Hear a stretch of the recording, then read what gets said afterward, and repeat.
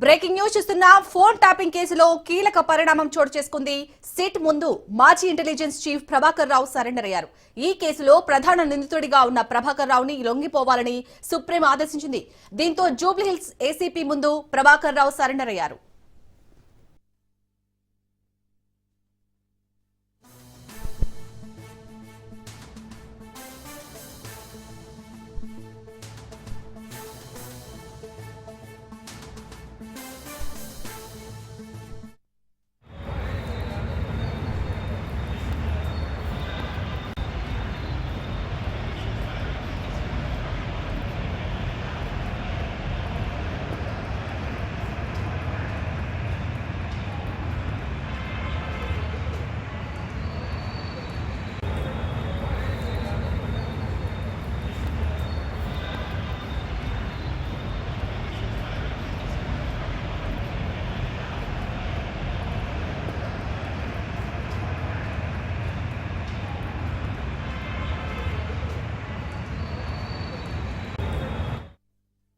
Phone tapping కేసులో కీలక పరిణామం చోటు చేసుకుంది.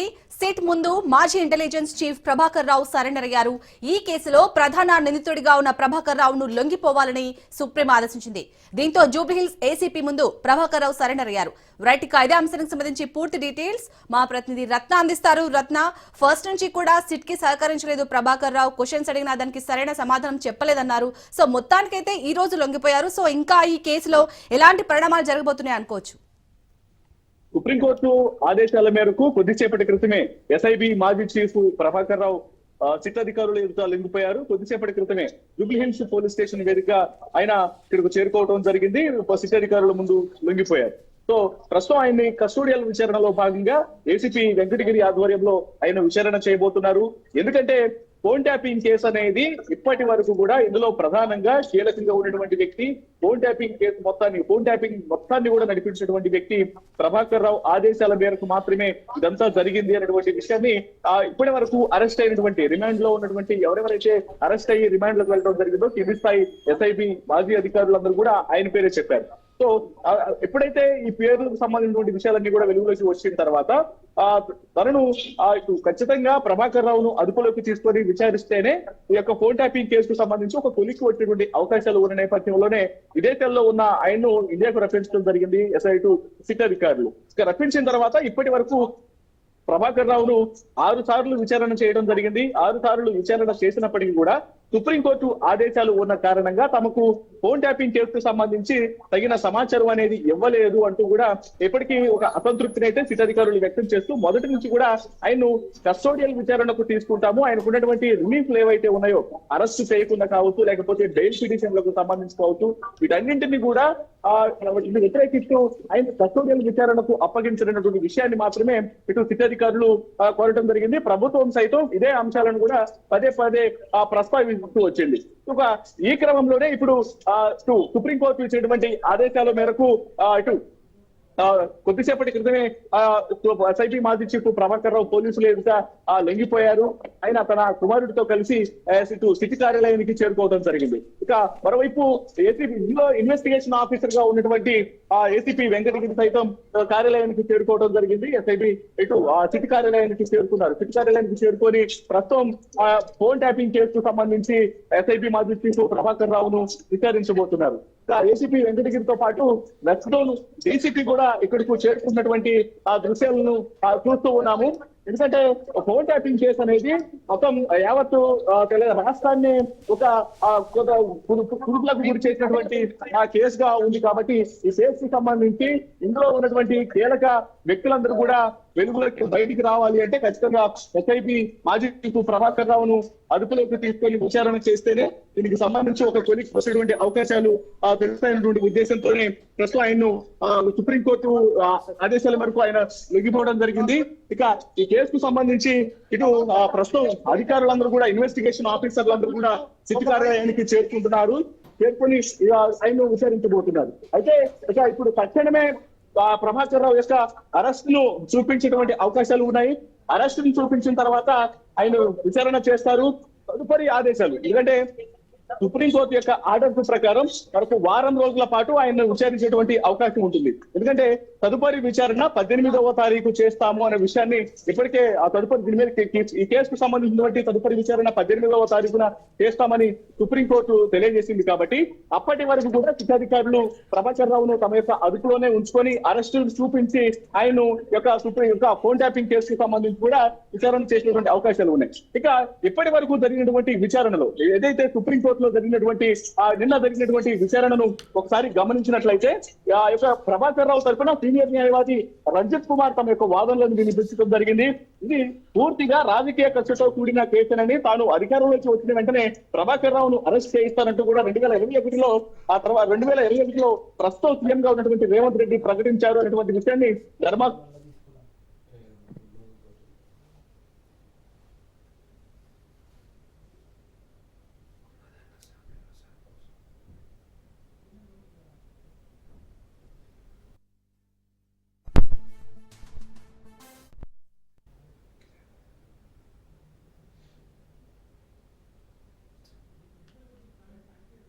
Right, thank you Ratna.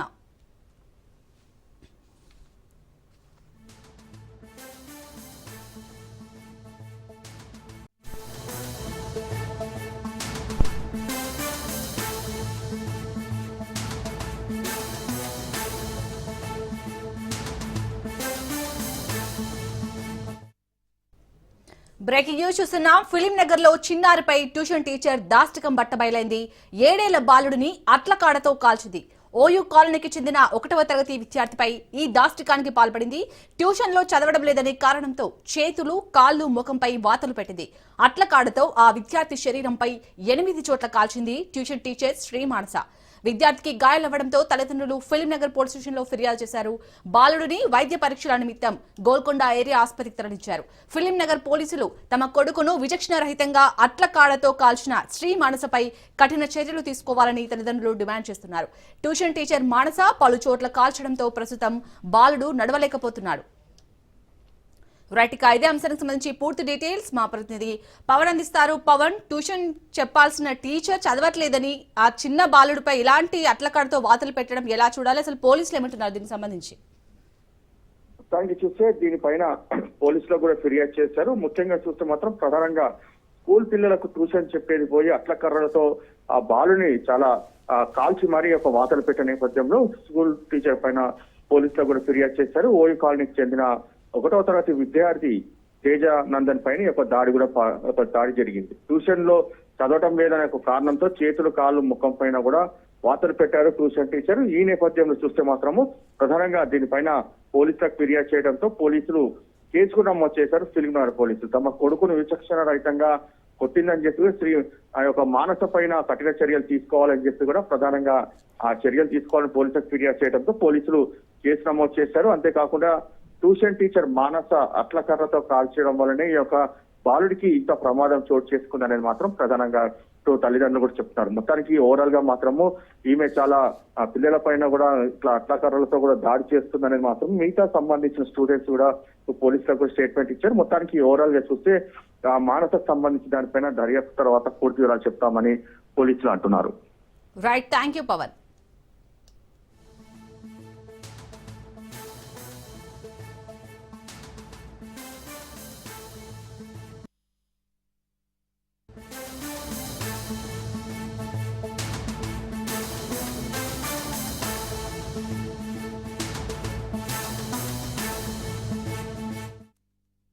Breaking news చూస్తున్నా. మంచిర్యాల జిల్లాలో పెద్ద పులి కలకలం రేపింది. శ్రీరాంపూర్ ఆర్కే8 సింగరేణి గని ప్రాంతంలో పెద్ద పులి సంచరిస్తున్న పాదముద్రలను గుర్తించారు అటవీశాఖ అధికారులు. రోడ్డు దాటుతుండగా పెద్ద పులిని అంబులెన్స్ డ్రైవర్ సెల్ ఫోన్ లో బంధించారు. సోషల్ మీడియాలో వీడియో వైరల్ గా మారింది. సింగరేణి కార్మికులు అప్రమత్తంగా ఉండాలని అధికారులు హెచ్చరించారు.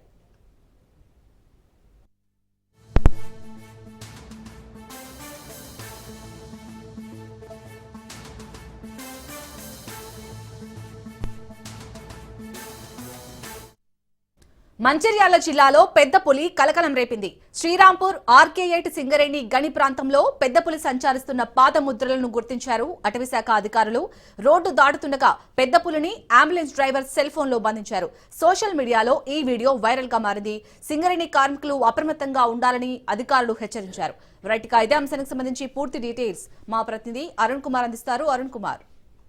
శాలిని, మంచిర్యాల జిల్లాలో గత కొన్ని రోజులు కూడా పెద్ద పుల్ల సంచారం అయితే కలకాలం రేపుతా ఉంది. మంచిర్యాల జిల్లాకు సంబంధించి ఏదైతే భీమారం మండలం కావచ్చు, అదేవిధంగా మంచిర్యాలకు సంబంధించి శ్రీరాంపూర్ సింగరేణి ప్రాంతంలో కూడా పెద్ద పులి అయితే సంచరిస్తున్నట్టు కూడా నిన్న ఒక అంబులెన్స్ డ్రైవర్ కూడా ఏదైతే పులికి సంబంధించినటువంటి వీడియోని చిత్రీకరించడం కూడా జరిగింది. ముఖ్యంగా కూడా పెద్ద పులి సింగరేణి అటవీ ప్రాంతంలో తిరగటంతో కార్మికులు ఆందోళన చెందుతూ ఉంటారు. ముఖ్యంగా కూడా రాత్రి సమయంలో చెట్ల పొదలు ఉన్నటువంటి పెద్ద పుల్ని గుర్తించి కూడా వీడియో అంబులెన్స్ డ్రైవర్ అయితే వీడియో తీసిన వీడియోతో సోషల్ మీడియాలో వైరల్ గా మారింది. ముఖ్యంగా కూడా గత కొన్ని రోజుల నుంచి కూడా పెద్ద పులి ఇటు మంచిర్యాల జిల్లాలకు సంబంధించి చెన్నూరు కావచ్చు, అదేవిధంగా కూడా చెన్నూరు అటవీ ప్రాంతం, అదేవిధంగా కూడా ఏదైతే మందమారి మండలం మామిడిగట్టు అటవీ ప్రాంతాలలో కూడా పెద్ద పులి సంచరిస్తున్నట్టు కూడా పెద్ద పులి పాదముద్రలను అయితే అటవీ శాఖ అధికారులు గుర్తించారు. ముఖ్యంగా కూడా ఎవరైతే ఇటు విలేజర్స్ ఎవరైతే ఉన్నారో వాళ్ళందరూ కూడా అప్రమత్తంగా కూడా వ్యవసాయ కూలీలు కూడా గుంపులో కూడా పనులకు వెళ్లాలంటే ఇప్పటికే కూడా ఊర్లలో కూడా డప్పు చాటింపు వేస్తా ఉన్నారు. ముఖ్యంగా కూడా సింగరేణి ప్రాంతంలో పులి సంచారం అయితే ఆందోళన కలిగిస్తుంది. 3 షిఫ్టీలు కార్మికులు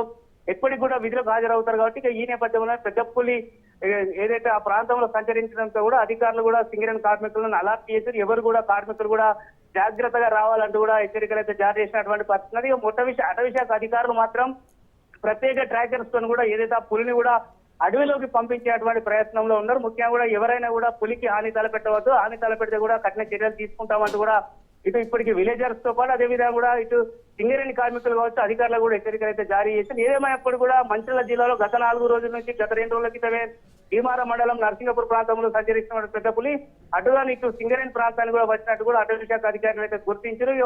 ఒకటేమో ఈ చెన్నూరు ప్రాంతం అటవీ ప్రాంతంలో సంచరిస్తుంది, మరొక పెద్ద పులి అయితే ఇటు మందమారి మండలం మామిడిగట్టు కావచ్చు పొన్నారం ప్రాంతాలలో సంచరిస్తున్నట్టు కూడా అటవీ శాఖ అధికారులు గుర్తించారు. ఏదేమైనప్పుడు కూడా జిల్లాలో గత 2-3 రోజుల నుంచి కూడా పెద్ద పులులు సంచరించడం అయితే ఇటు గ్రామస్తులతో పాటు సింగరేణి కార్మికులు అయితే ఆందోళన కలిగిస్తున్నటువంటి పరిస్థితి కొనసాగుతా ఉంది. Shalini. Right, thank you Arun Kumar.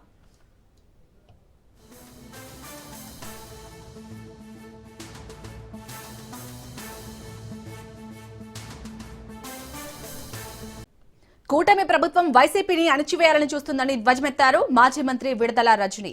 Palnadu జిల్లా గుండ్లపాడు జంట హత్య కేసులో పిన్నెల్లి బ్రదర్స్ ని అక్రమంగా ఇరికించారన్నారు. ఈ కేసులో టీడీపీ నేతల హస్తం ఉందని ఆనాడే ఎస్పీ శ్రీనివాసరావు చెప్పారని విడదల రజని గుర్తు చేశారు. సుప్రీంకోర్టు ఆదేశాలతో కోర్టులో పిన్నెల్లి సోదరులు లొంగిపోతే జిల్లాలో రెడ్ అలర్ట్ ప్రకటించడం దారుణమన్నారు. తమ నాయకుడికి మద్దతు తెలిపేందుకు వెళ్తుంటే ఎక్కడికక్కడే అడ్డుకున్నారని ఆగ్రహం వ్యక్తం చేశారు. డబుల్ మర్డర్ జరిగినప్పుడు ఆ రోజున ఉన్నటువంటి ఎస్పీ గారు ఆ స్పాట్కి వెళ్ళి అక్కడ వెరిఫై చేసి చంపిన వాళ్ళు చనిపోయిన వాళ్ళు ఇద్దరు కూడా టీడీపీ వారని చెప్పి, అలాగే వీరిద్దరూ కూడా వారి మధ్య ఉన్నటువంటి ఆధిపత్య పోరులో భాగంగానే అక్కడ ఈ హత్యలు జరిగాయని చెప్పి స్వయాన ఎస్పీ గారే ప్రకటన ఇవ్వడం మనం అందరం కూడా చూసాం. అయితే జరిగినటువంటి ఈ ఘటనకు పిన్నెల్లి బ్రదర్స్కి ఎటువంటి సంబంధం లేకపోయినా కూడా వాంటెడ్గా టార్గెట్ చేసి పిన్నెల రామకృష్ణారెడ్డి గారిని వారిద్దరిని కూడా వాళ్ళ బ్రదర్ని కూడా ఇందులో ఇన్వాల్వ్ చేసి ఈ హత్యలో వాళ్ళను కూడా చేర్చి ఈ విధంగా మరి కూటమి ప్రభుత్వం వచ్చాక వాళ్ళని ఇబ్బంది పెట్టాలని నిశ్చయించుకొని మరి అడుగులు వేస్తున్నటువంటి విధానం మనం చూస్తూ ఉన్నాం. సుప్రీంకోర్టు ఇచ్చినటువంటి ఈ డైరెక్షన్ మీద వాళ్ళు ప్లాన్డ్గా ఈ రోజున మేము సరెండర్ అవుతున్నామని చెప్పి పద్ధతిగా యాజ్ పర్ ద రూల్స్ వాళ్ళు వెళ్ళి ఈరోజు సరెండర్ అవ్వడం జరుగుతూ ఉంది. మరి మా ఉమ్మడి జిల్లాకు సంబంధించినటువంటి వైఎస్ఆర్ కాంగ్రెస్ పార్టీ నాయకులు వచ్చి సంఘీభావం తెలుపుదామని అక్కడికి వెళ్దామని అనుకుంటే ఎందుకు ఇంత రెడ్ అలర్ట్ జిల్లాలో ఈ పోలీసులు ఇచ్చారని మేము అడుగుతా ఉన్నాము. ఏదో ఎమర్జెన్సీ వచ్చినట్టు, ఎమర్జెన్సీ క్రియేట్ అయిపోయినట్టు చుట్టుపక్కల మొత్తం జిల్లాలో మనం చూసినట్టయితే 70 చెక్ పోస్టులు పెట్టారు. మాచర్లకు వెళ్ళే అన్ని వైపుల నుంచి కూడా మొత్తం బార్కేడింగ్తో కంప్లీట్ మొత్తం బార్కేడింగ్ చేసి ఎవరిని కూడా వెళ్ళనీయకుండా చేస్తా ఉన్నారు.